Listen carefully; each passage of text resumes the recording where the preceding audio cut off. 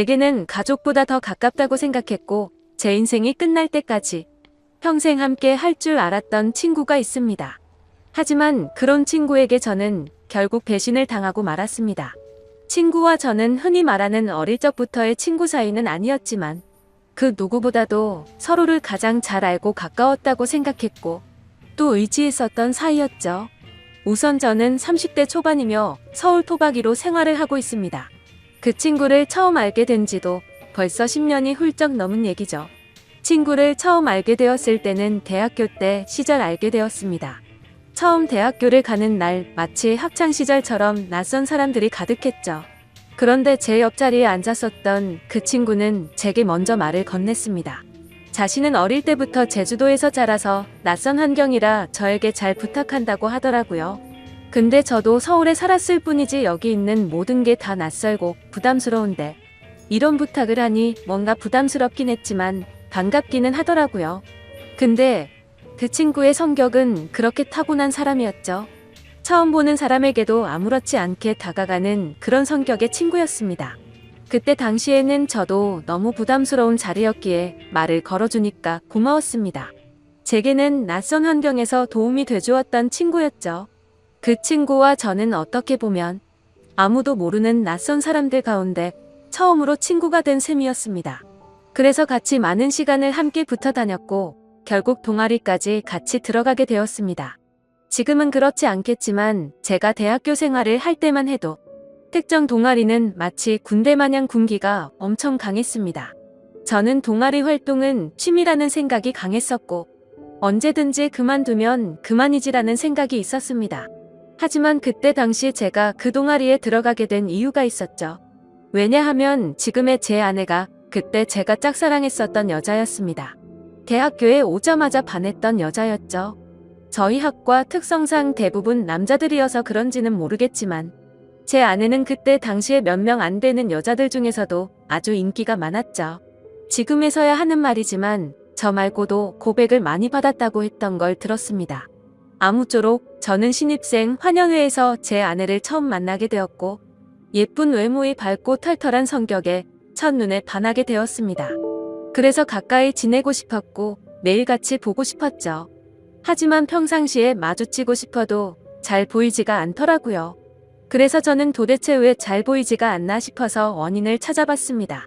알고 보니 제 아내는 학과 생활보다도 동아리에 덧뜻이 깊었던 건지 수업 시간 외에는 늘 동아리에 있더라고요. 그래서 잘 보이지 않는 이유가 동아리 때문이란 걸 알게 된 후로 저는 그 동아리에 가입을 하게 되었습니다. 근데 제 친구도 제가 가입한 동아리를 따라서 가입하더라고요. 그때는 단순히 저를 따라서 가입한 걸로만 알고 있었습니다. 그것도 10년이 넘게 그런 생각을 갖고 있었던 거죠. 그때 당시에는 많은 게 즐거웠습니다.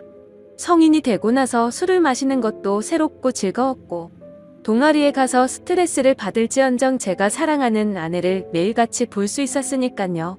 그런데 그런 마음만 가지고 적성에 맞지 않는 동아리에서 오랜 시간을 보내기에는 많은 고통이 뒤따르더라고요. 제가 동아리에 별로 관심이 없는 걸 알아챘는지 바로 윗기수의 남자 선배 한 명이 어느 순간부터 저를 자꾸만 건들더라고요. 니까짓 게 왜 여기 와서 물을 흐리냐. 이따위로 시간 때울 거면 꺼지라고 하더라고요.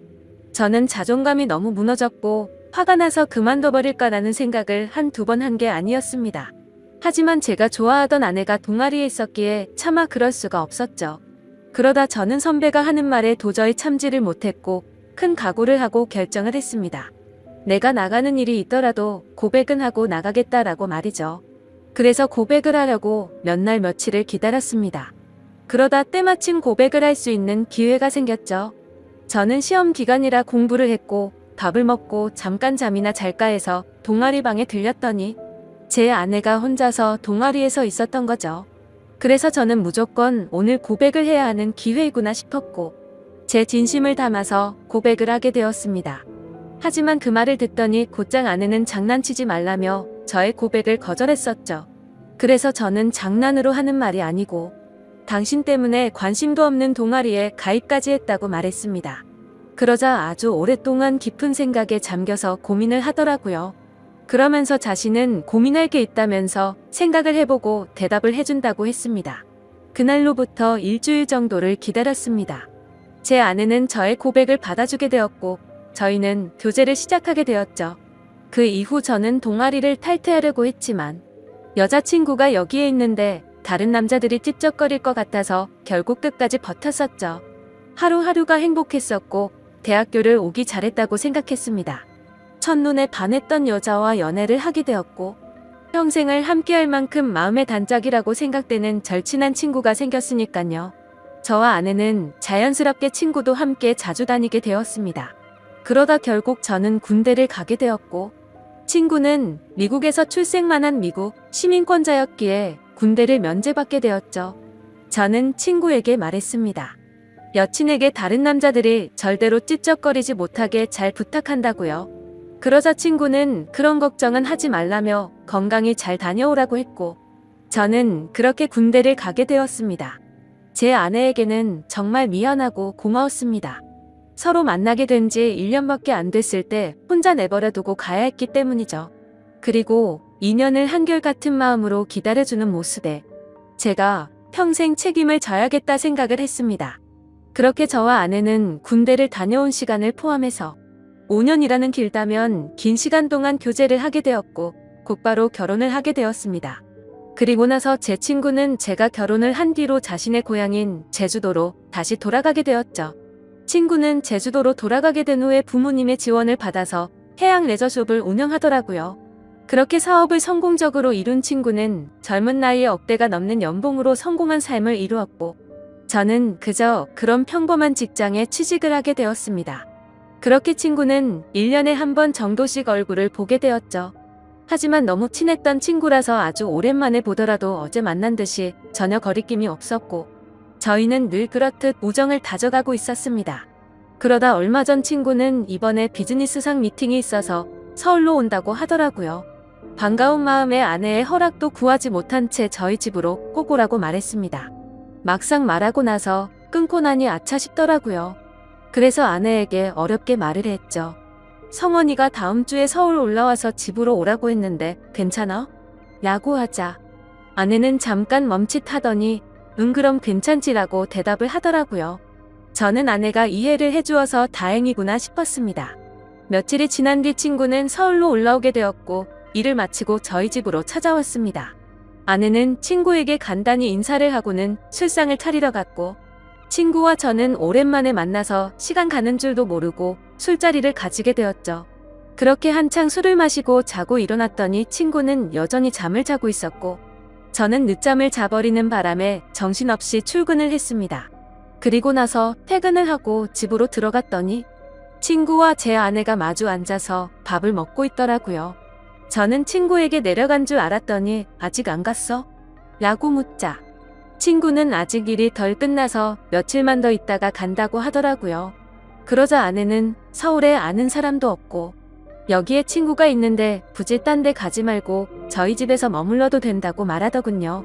친구는 너무 민폐가 아니냐며 괜찮냐고 하는데 뭐라고 하겠습니까? 아내도 괜찮다고 하는데 친구가 되어 가지고 다른데 가서 자라고 할 수도 없었죠. 저도 네가 괜찮으면 여기에서 지내도 된다고 했고 친구는 곧바로 고맙다고 대답을 했습니다. 아내는 저도 앉아서 같이 밥 먹자며 밥을 차려주는데 뭔가 기분이 이상하더군요. 열심히 일하고 집에 들어왔더니 아무리 친구라지만 아내와 단둘이서 밥을 먹고 있다는 게 찜찜했습니다. 하지만 제가 너무 과하게 생각하는 거 아닌가 싶어 그냥 그러려니 할 수밖에 없었죠. 옷을 갈아입고 식탁에 앉으니 비싼 한우가 놓여져 있었고 온갖 음식이 푸짐히 차려져 있더라고요. 저는 아내에게 이게 뭐냐고 묻자 친구가 대답하더라고요. 제 아내가 먹고 싶어 해서 아까 같이 장 보다가 자기가 샀으니 부담 갖지 말아달라고 했습니다. 그래서 둘이 같이 장도 보러 갔다 왔냐고 묻자 친구는 술도 깨고 산책도 할 겸 같이 다녀왔다고 하더군요. 아무리 친한 친구라도 그렇지 이건 아니다 싶었고 그때부터는 기분이 좋지가 않았습니다. 그리고는 그날은 평소에 술은 입에도 대지 않던 아내도 합세하여 셋이서 술을 마시게 되었죠. 어느 정도 술이 들어가자 갑자기 아내는 친구에게 온갖 칭찬을 하더군요. 어떻게 너는 나이가 먹어도 아직도 예전 그 모습 그대로냐며 섬에 살아서 그런지 피부도 까무잡잡한 게 왜 이렇게 몸이 좋냐며 묻더라고요. 그러자 친구는 만져볼래? 하면서 힘을 주더니 그걸 또 만져보고 아내는 좋다고 웃더라고요. 그때부터는 그냥 기분이 더러웠습니다. 남편을 옆에 두고 이것들이 무슨 짓거리인가 싶었죠. 저는 조용히 술만 마셔댔고 친구와 아내는 약간은 제 눈치를 본 건지 화제거리를 돌리더군요. 아내는 친구에게 요즘 경기도 안 좋을 텐데 제주도에도 피해가 크지 않냐며 물었고, 친구는 자신이 하는 사업은 관광지 특혜를 받아서 그런지 크게 영향을 받지 않아 딱히 문제가 없다고 하더라고요. 그러면서 다음에 저와 같이 여행을 오면 풀코스로 관광을 시켜준다고 하더니 다른 거 걱정 말고 비행기만 타고 넘어오라며 말하더군요. 아내는 그 말에 좋다고 싱글벙글 웃는데 그때 저는 할 말이 없었습니다. 사실 아내에게 미안한 일이 있었던지라 거기다 대고 제가 뭐라고 말도 못했었죠. 결혼하고 얼마 지나지 않은 시점에 저는 지인의 권유에 투자를 하게 되었고 결국에는 사기를 당했습니다. 그때는 아내에게 조금 더 안락한 삶을 살게 해주고 싶은 마음에 과감히 투자를 했지만 오히려 빚더미에 안게 만들어서 생활을 더 힘들게 만들어 버렸죠. 그래서 비싼 한우 같은 건 꿈도 꾸지 못했고 여행이라고는 신혼여행 이후로 단 한 번도 가지 않았으니 저는 도저히 할 말이 없었습니다. 기분도 좋지 않고 화를 내기도 애매한 마음에 그만 자리를 끝내고 싶었죠. 그래서 저는 제가 자리에서 일어나면 술자리가 끝날 줄 알고 말했습니다. 오늘은 피곤해서 먼저 일어날게라고 했더니 친구는 벌써 자려고 아쉬운데 조금 더 마시지 하더니 그럼 피곤할 텐데 먼저 들어가서 쉬어 우리는 조금만 더 마실게 라고 하더군요. 그러자 아내도 일어날 생각이 없는지 내일은 지각하지 말고 알람 꼭 맞춰놓고 자라고 하더라고요. 속으로 진짜 부글부글 끓었습니다. 자존심이 상해서 다시 앉기도 뭐했고 그냥 샤워를 해버리고는 자라 먼저 들어갔습니다. 그런데 그 기분으로 잠이 올 리가 없죠. 자정이 다 되어갈 때까지 그 둘은 하하호호 웃으며 떠드는데 친구고 뭐고 엎어버릴까 싶었지만 너무 쪼잔해지는 것 같아서 그냥 참고 있었습니다. 그렇게 잠에 못 들고 누워있는데 갑자기 작게 들리던 소리조차 들리지 않더라고요. 그러더니 1분 정도가 지나자 의자 빼는 소리가 들렸고 설거지를 하는 소리가 들렸습니다. 그래서 저는 물을 마시는 척하면서 거실로 나가봤더니 아내는 설거지를 하고 있었고 친구는 보이지가 않았습니다. 친구는 어디 갔냐고 물었더니 담배 피러 나갔다고 하더니 저보고 아직 안 잤냐고 묻더라고요. 저는 목이 말라서 잠이 깼다며 물을 마시고 방으로 들어갔고 아내는 설거지를 끝마치고는 방으로 들어오더군요. 그날 밤 저는 자는 둥 마는 둥 너무 짜증이 나서 잠을 뒤척였고 다음날 굳이 자고 있는 친구를 깨워서 집 밖으로 데리고 나왔죠. 친구에게는 거짓말이라도 해서 내보내야 되겠다 싶어서 말했습니다. 진짜 미안한데 아무래도 아내가 조금 불편해하는 것 같다고 했더니 친구는 아 그랬구나. 내가 너무 눈치가 없었지 라며 미안하다고 하더군요. 그러더니 어차피 오늘 저녁에 내려가려고 했다면서 미팅 다녀와서 저녁에 들어올 것 같은데 그때 짐 챙겨서 나간다고 하더라고요. 저는 그래서 오늘 나도 외부 미팅이 있어서 저녁에 얼굴은 못 볼 것 같다고 했습니다. 항상 미팅 끝나고 술자리를 하는 자리라 늦을 것 같은데 조심히 내려가라고 미리 작별 인사를 했습니다. 그렇게 인사를 마치고 친구는 미팅이 있다면서 택시를 타고 갔고 저도 회사로 출근을 했습니다. 그런데 괜히 쓸데없이 늦게 들어간다고 말한 것 같아서 계속해서 찜찜하더라고요. 오늘 외부 미팅을 갔다가 술자리를 가지면 절대로 빠질 수가 없는 자리였기 때문이죠. 그러면서 어제 아내와 친구가 나눴던 대화도 다시 떠올랐고 차마 해선 안 될 상상까지 들더라고요. 그런 말도 안 되는 상상을 하다 보니 제 정신이 아니었던 건지 집에다가 카메라라도 설치해야겠다 싶었습니다. 이미 온갖 더러운 생각을 가진 저는 밥 생각도 없었고 점심시간을 이용해서 초소형 카메라를 사서 집으로 갔습니다. 아내는 항상 그 시간에는 운동을 가는 시간이라 집은 역시나 비워져 있더라고요. 저는 얼른 안방에 카메라를 설치했고 다시 회사로 돌아갔습니다. 그렇게 저녁이 되었고 친구와 아내에게 연락을 했습니다. 친구는 지금 미팅이 일찍 끝나서 비행기를 타러 간다며 다음에 보자고 대답을 했고 아내는 친구 배웅해주고 집에서 쉬고 있다고 대답을 하더라고요. 그래서 저는 내가 너무 제정신이 아니었구나 생각을 하면서 괜히 쓸데없는 돈 썼네 싶었습니다. 그렇게 저는 외부 미팅을 갖고 술자리를 마친 뒤에 집으로 들어갔습니다. 항상 그 자리는 만취 상태가 될 때까지 마시는 자리였기에 그날도 저는 만취 상태가 되어 있었죠. 집으로 들어가 보니 친구는 없었고 그 정신없는 와중에도 뭔가 찜찜한 기분이 풀린 것 같고 좋더라고요. 그렇게 저는 침대에 눕자마자 곧바로 잠이 들었고 아침에 일어나자마자 또 정신없이 출근을 했습니다. 그렇게 하루 종일 일을 하고 있다가 아차 싶더군요. 어제 설치한 카메라를 회수 못한 게 생각이 났던 거죠. 혹시라도 아내가 알아차리면 엄청나게 큰 싸움으로 번질 것 같아서 퇴근하자마자 빨리 치워야겠다라고 생각을 했습니다. 그래서 저는 퇴근하자마자 곧장 집으로 들어갔더니 아내가 집에 없더군요. 아내에게 전화를 했지만 받지를 않았고 어디 갔냐고 카톡을 보냈지만 답장이 없더라고요. 그래서 일단 아내가 들어오기 전에 카메라를 치워야겠다 싶어서 뺐습니다. 근데 아내는 2시간이 넘도록 전화도 오지 않고 카톡 답장도 오지가 않았습니다. 슬슬 짜증이 나기 시작했고 진짜 아내가 바람이라도 났나 싶었죠. 그래서 저는 갑자기 카메라 생각이 번뜩 났고 저장된 영상을 돌려봤습니다. 근데 정말 너무 충격적인 장면들이 그대로 녹화되어 있더군요. 제가 카메라를 설치하고 집 밖으로 나간 지 2시간 정도가 지나자 남자 여자 목소리가 들려오더니 제 아내와 친구는 방으로 키스를 하면서 들어왔습니다. 정말 그 모습을 보는 순간 바로 욕이 튀어나왔고 소리를 질러댔습니다. 그 둘은 자연스럽다는 듯이 제 침대에 누워서 스킨십을 하는데 너무 역겨워서 도저히 보질 못하겠더군요. 그래서 빨리 감기로 넘겨버렸고 오늘 날짜로 찍힌 영상을 봤더니 제주도로 내려갔다던 친구놈이 또 아내와 제 방으로 들어오는 겁니다. 너무 큰 충격을 받아서 할 말이 없고 생전 처음으로 눈물이라는 걸 흘렸습니다. 슬퍼서 우는 게 아니라 분노가 극도로 치밀어 오르다 보니 눈물이 난다란 걸 깨달았죠. 그러면서 제가 퇴근하기 1시간 전쯤 남편이 들어올 수도 있을 것 같다면서 계속 같이 붙어 있고 싶은데 아쉽다고 하더니 나가서 같이 있자고 하더니 화면에서 사라졌습니다. 제가 그 영상을 보는 중에도 제 아내는 친구놈과 밖에 나가서 같이 붙어 있었던 거였죠. 저는 그래서 바로 친구놈에게 전화를 했습니다.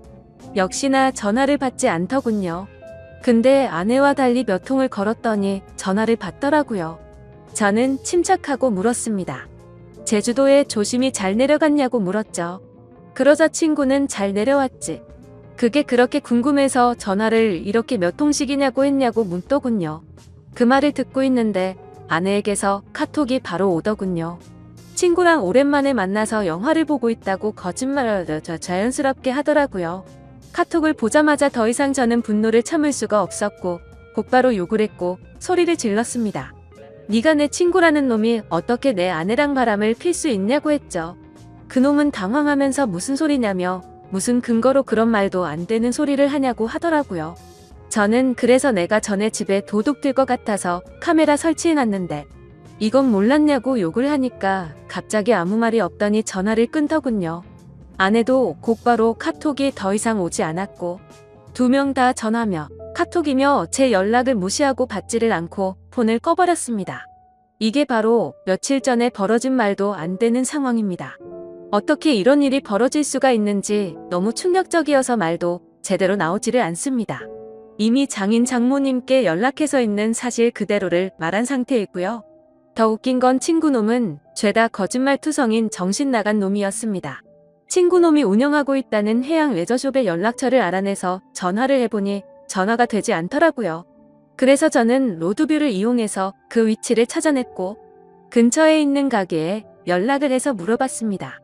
정말 죄송한데 제가 급한 일이 있어서 그런데 그쪽 옆에 있는 해양 레저숍 혹시 문을 열었냐고 했더니 이미 폐업한 지 몇 달이 됐다고 하더라고요. 그리고 너무 답답한 마음에 대학 시절 같이 알던 친구에게 연락을 했더니 결국 설마 했는데 그 둘이 사고를 칠 것 같더니 일을 냈구나 라고 말하더군요.